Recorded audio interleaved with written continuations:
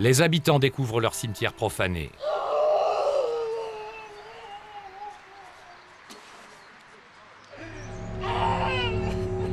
« 246 tombes maculées d'inscriptions à la gloire du diable, des croix renversées notamment, et le signe 666, le chiffre qui, dans la Bible, représente l'Antéchrist. »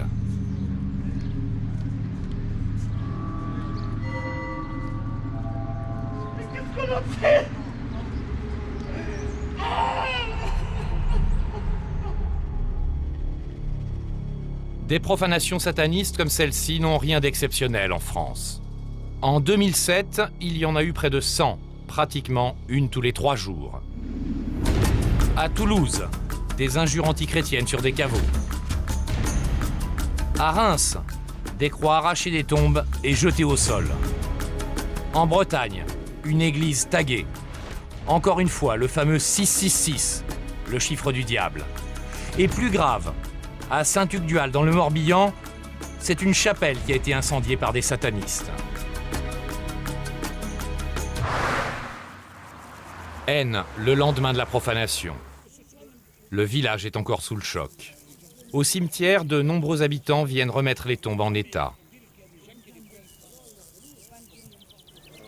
Vous avez vu ça hier, madame? Non, moi non. C'est monsieur, il a vu ça. Vous avez vu ça hier? Satan, oui. Et c'était la désolation, tout jonché par terre, c'était la désolation, quoi. En plus, le ciel était gris, on aurait dit encore, c'était l'horreur, quoi, l'horreur, il n'y a pas de mots. C'est anti-Dieu, c'est vraiment contre la foi des chrétiens, profaner les tombes. Pour un chrétien, le corps est le temple de l'âme, donc on le respecte.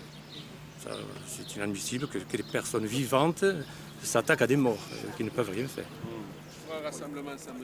Le maire Nicolas Garcia est venu pour soutenir les habitants. C'est lui qui, la veille, a prévenu les gendarmes. Là, cette croix est arrachée et plantée à l'envers. Oui. Et donc, pour essayer de trouver des empreintes, ce sont les gendarmes qui ils en ont pris une vingtaine. Ils ont fait des moulages sur les traces de pas. Enfin, il y a eu vraiment, en demi-heure, tout le monde était sur le pont. Et on a pris la mesure de la gravité, je crois, de la gravité de ce qui s'est passé, quoi. Aucune piste, non? Non. Pour l'instant, aucune piste. Il faut faire les enquêteurs. Et surprise, quelques heures plus tard, alors que les dernières traces ne sont pas encore effacées, les gendarmes déclarent avoir arrêté le coupable. Au palais de justice de Perpignan, ils improvisent avec le vice-procureur une conférence de presse dans l'après-midi même. Le coupable s'est dénoncé aux gendarmes. En leur disant, voilà, je m'appelle, l'identité que je vous ai donnée, c'est moi qui ai commis les actes de dégradation. Alors il a dit qu'il avait fait ça pour qu'on parle de lui, que c'était une sorte de signe de reconnaissance. Hein.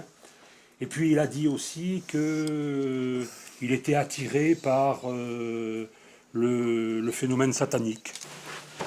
Bien, bon, allez messieurs, au revoir. L'homme aurait agi seul. C'est un jeune habitant du village, âgé de 21 ans. Schizophrène selon les psychiatres, mais néanmoins pénalement responsable. Dans le village, c'est la stupéfaction. Personne ne comprend ses motivations.